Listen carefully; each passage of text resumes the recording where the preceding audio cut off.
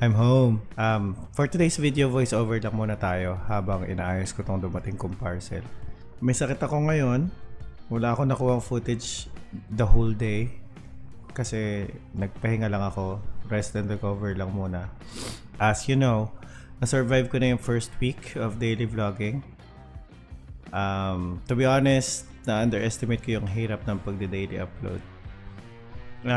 Isa sa mga naging problema ko is yung editing software.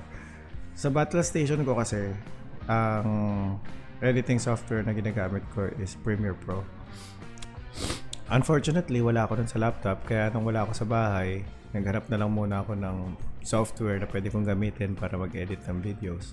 Siyempre, ang mahirap dun, kailangan mo ulit siyang aralin from the beginning. And napakadami mong kailangang himayin gamit yung new software na hindi mo alam, na hindi ka familiar. Pero nairaos naman, mukhang nairaos ko naman. There were a lot of other factors na naging challenge din, katulad nung isa sa mga video ko na copyright pa rin kahit YouTube audio library yung kinukunan ko ng background music. And to be honest, marami pang iba, pero syempre ayoko naman maging rant video to. Speaking of daily uploads, ayun nga, na-survive ko na yung first 7 days, the first week. And there were comments sa mga video ko, pero wala sa actual YouTube comments.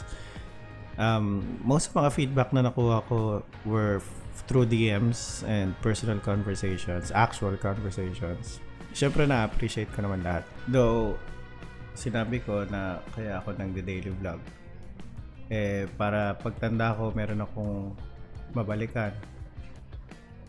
Siyempre, nasa public siya Dapat I make it as entertaining as I could. So, thank you sa mga feedback. Positive man o hindi. Continue providing feedback. Mas maganda sana ako sa YouTube comments mismo. Pero, thanks pa rin. Thank you. Thank you lang. Yun lang ang pwede kong sabihin. And, see you tomorrow.